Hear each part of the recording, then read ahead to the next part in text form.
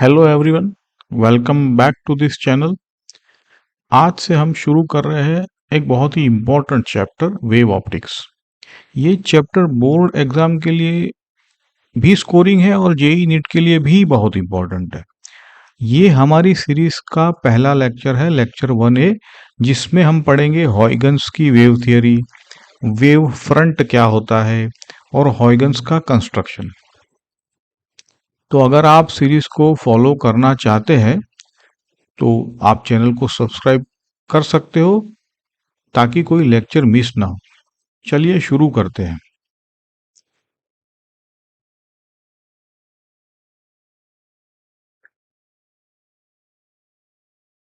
सबसे पहले देख लेते हैं कि आज का प्लान क्या है। आज हम 6 चीजें कवर करने वाले हैं। पहले हॉयगन्स की वेव थियरी, फिर वेव फ्रंट क्या होता है ना, वाटर रिपल का एग्जांपल देखेंगे।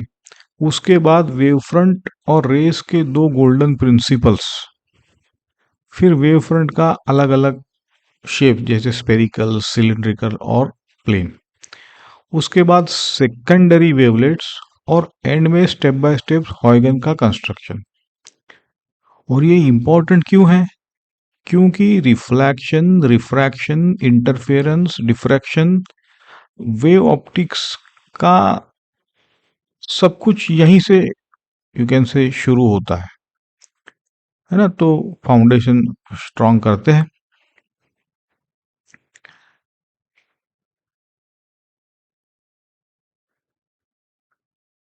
तो सबसे पहले ना हॉयगन्स की वेव थियरी। जो क्रिश्चियन हॉयगन एक डच फिजिसिस्ट और एस्ट्रोनॉमर भी थे, मैथमेटिशियन भी थे 17th सेंचुरी के। उन्होंने माना कि लाइट वेव्स के फॉर्म में ट्रैवल करती है। उनके according her point source of light एक सेंटर ऑफ डिस्टरबेंस है, यानी एक ऐसा पॉइंट जहां से वेव हर डायरेक्शन में स्प्रेड होती है। डायग्राम में देखिए, सोर्स एस से सर्कुलर वेव्स हर तरफ फैल रही है और ये जो रेड एरोज है ना, एनर्जी की डायरेक्शन दिखा रहे हैं। और एक बहुत ही इंपॉर्टेंट डेफिनेशन है वेव फ्रंट। तो वेव फ्रंट का मतलब है मीडियम के उन सारे पार्टिकल्स का लोकस जो एक गिवन इंस्टेंट पर सेम फेज में है, सेम फेज में वाइब्रेट भी कर, मतलब वही वाइब्रेशन। तो इस डेफिनेशन को याद रखिएगा, ये बार बार यूज होगी।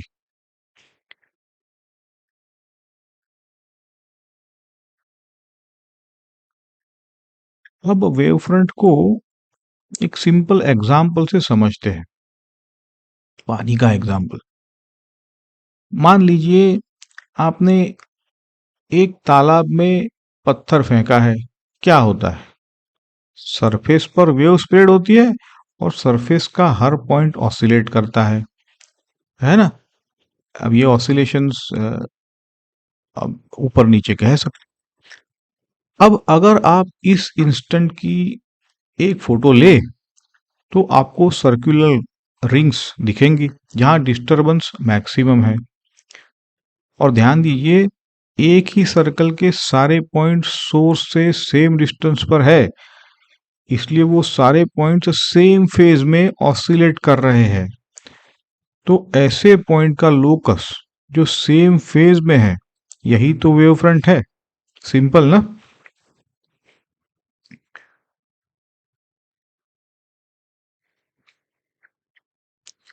अब थोड़ा इसको फॉर्मलाइज कर लेते हैं।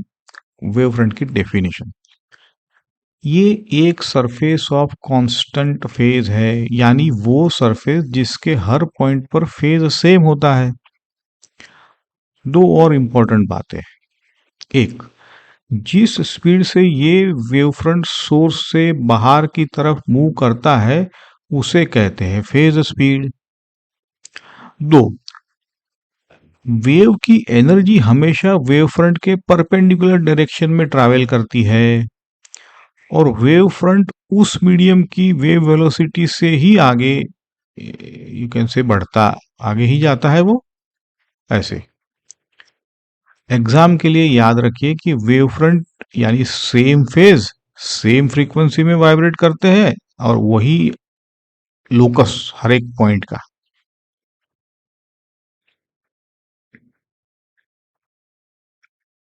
अब देखें, ये जो स्पेरिकल वेव फ्रंट है उसको, है जब लाइट एक पॉइंट सोर्स से निकलती है तो थ्री डायमेंशन स्पेस में वेव फ्रंट बनाता है ना, थ्री डायमेंशनल, वो स्पेरिकल होता है ना, एक स्पीयर की तरह।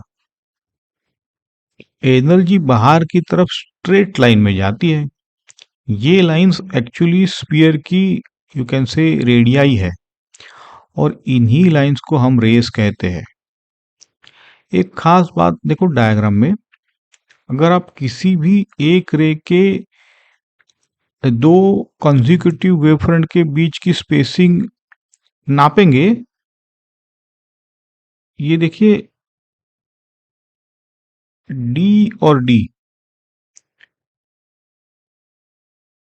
तो वो कांस्टेंट रहती है ना। ये पॉइंट आगे हॉयगन्स कंस्ट्रक्शन में हमें काम आने वाले हैं। ठीक है, चलो आगे बढ़ते हैं।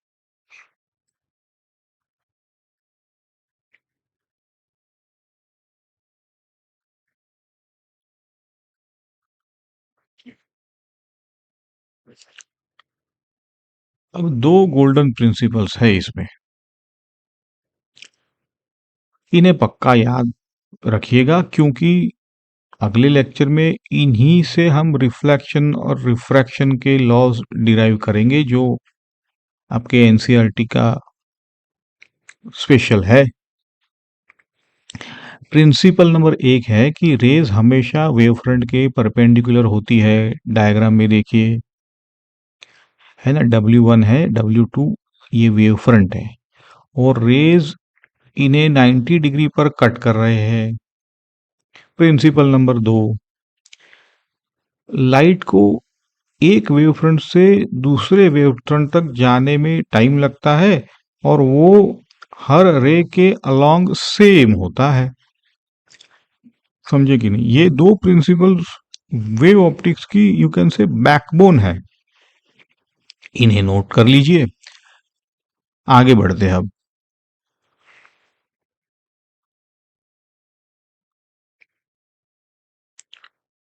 अब अगर हम स्पेरिकल वेव का एक छोटा सा पोर्शन ले, लेकिन सोर्स से बहुत दूर, तो क्या होगा? आपको पता ही है, वो जो कर्व वेव फ्रंट्स अब पैरेलल प्लेन्स, वो देखो जैसे दिखते हैं दूर की, और रेस पैरेलल लाइंस में ही बन जाती है।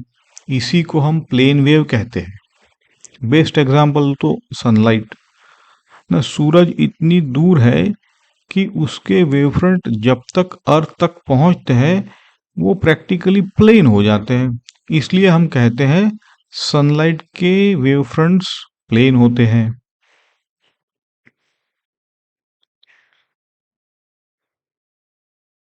एक और शेप है ना, सिलिंड्रिकल वेवफ्रंट।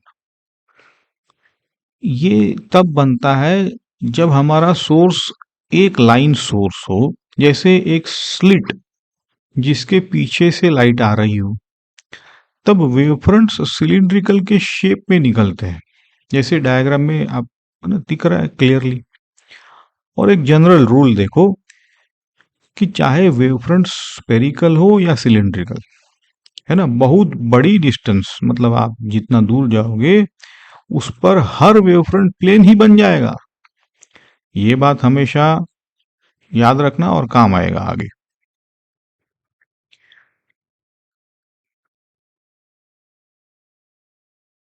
तो अब एक साथ तीनों शेप कंपेयर कर लेते हैं, क्योंकि ये कंपैरिजन एग्जाम में डायरेक्ट पूछा जाता है। पॉइंट सोर्स से spherical wave front, line source से या स्लीट से सिलिंड्रिकल वेव फ्रंट, और जब सोर्स इन्फिनिटी पर हो, जैसे सूरज, तो प्लेन वेव फ्रंट। ये 3 डायग्राम्स ही तो है जो एग्जाम के पॉइंट ऑफ व्यू से। अब डायग्राम बेस्ड क्वेश्चन में ये गारंटीड मार्क्स है। आगे बढ़ते हैं। अब 3 इंपॉर्टेंट पॉइंट्स है, ये सीधे एग्जाम के पॉइंट्स है। पॉइंट नंबर 1 देखो, वेव फ्रंट का हर पॉइंट एक इंडिपेंडेंट सोर्स है जो आगे सेकेंडरी वेव फ्रंट प्रोड्यूस करता है। पॉइंट नंबर 2, वेव फ्रंट के सारे पॉइंट सेम फेज और सेम फ्रीक्वेंसी में वाइब्रेट करते हैं। तीसरा, वेव फ्रंट उस मीडियम की वेव वेलोसिटी से ही मूव करता है। समझे? तीनों सिंपल है लेकिन एग्जाम में थियरी के लिए परफेक्ट है। अब आगे की कॉन्सेप्ट देखते हैं इसका, है ना। ये की कॉन्सेप्ट है सेकेंडरी वेवलेट्स। आइडिया ये है कि वेवफ्रंट का हर पॉइंट एक नया सोर्स बन जाता है, एक नई डिस्टरबेंस। इन्हें कहते हैं सेकेंडरी वेवलेट्स। ये वेवलेट्स स्पेरिकल होते हैं और उस मीडियम में लाइट की स्पीड से ट्रैवल करते हैं। अब मैजिक ये है कि इन सारे छोटे वेवलेट्स को जो फॉरवर्ड एनवलप बोलते हैं आप, ये देखिए जो ग्रीन ग्रीन कर्व, वही हमारा नया वेव फ्रंट होता है। ओल्ड वेव फ्रंट से नया वेव फ्रंट, है ना। बस इसी तरह से बनता है। थोड़ा सा गौर करो, है ना। अब देखो हम आगे बढ़ते हैं, टॉपिक को शुरू करते हैं, मेन टॉपिक को।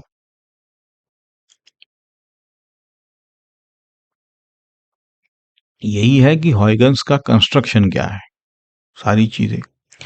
हॉयगन्स ने वेव प्रोपोर्शन का जो प्रोपगेट होता है उसका बहुत ही ज्योमेट्रिकल डिस्क्रिप्शन दिया, सुंदर ज्योमेट्रिकल।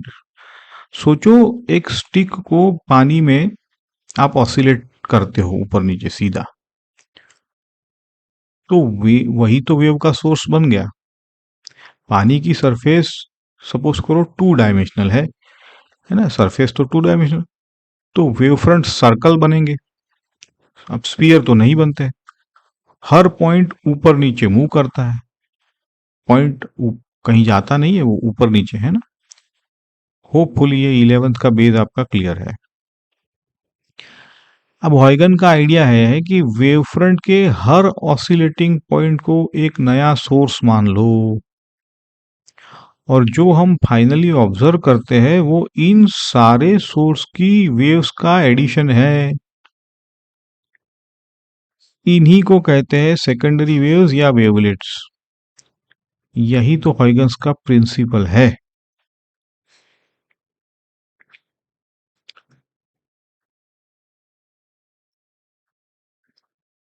अब स्टेप बाय स्टेप कंस्ट्रक्शन देखो। प्लेन वेव के लिए सिंपल डायग्राम, है ना, साथ साथ में आप देखते चलिए। पहला स्टेप है ना, time t equal to 0 initial. हमारे पास एक वेव फ्रंट है F1, देखो F1। ये F1 मीडियम को दो हिस्सों में बांटता है। लेटर से लेफ्ट साइड जहां वेव पहुंच चुकी है यानी डिस्टर्ब्ड है, और राइट साइड जो अभी अनडिस्टर्ब्ड है। ठीक, ओके। स्टेप 2 देखो, F1 का हर पॉइंट एक नया सोर्स बन जाता है और एक स्पेरिकल वेव भेजता है। टाइम t के बाद हर वेव का रेडियस हो जाता है, क्या होगा, v टाइम्स टी। ये ठीक। अब ये देखिए छोटे छोटे सेमी सर्कल्स जिनका रेडियस क्या होगा, vt, डिस्टेंस है vt। ये यही हमारे सेकेंडरी वेवलेट्स है ना। आगे बढ़ते हैं अब। देखो तीसरा स्टेप में टाइम t के बाद डिस्टरबेंस उन सारे पॉइंट्स तक पहुंच चुकी है जो इन वेवलेट्स से कवर हो गए। समझ गए? देखो डायग्राम को साथ साथ, इसी रीजन की बाउंड्री ही हमारा वेव फ्रंट है F2। देखो F2, और ये F2 इन सारे स्फीयर्स के, देखो अगर टेंजेंट है ना, टेंजेंट है देखो, इसीलिए इसे फॉरवर्ड एनवलप भी कहते हैं। ठीक है, अब स्टेप 4 देखो, F1 के पॉइंट A1 से निकला वेव, जो वेवलेट बोलेंगे ना सेकंड, F2 को A2 पर टच करता है, देखो ध्यान से। अब इन दोनों को जोड़ने वाली लाइन A1 A2, वही तो हमारा रे है, समझे कि नहीं? ये दोनों वेव फ्रंट के परपेंडिकुलर है और इसकी लेंथ VT है, देखा VT। वही पहला प्रिंसिपल यहां ऑटोमेटिकली प्रूव हो गया, समझे कि नहीं? तो हॉयगन का कंस्ट्रक्शन देखो, से हमें क्या मिला? एक है कि रेज वेव फ्रंट के परपेंडिकुलर है, प्रिंसिपल 1 डन हो गया। दूसरा है, लाइट को दो वेव फ्रंट्स के बीच ट्रैवल करने में सेम टाइम लगता है हर रे के अलोंग, यही तो प्रिंसिपल 2 था। डन हुआ कि नहीं?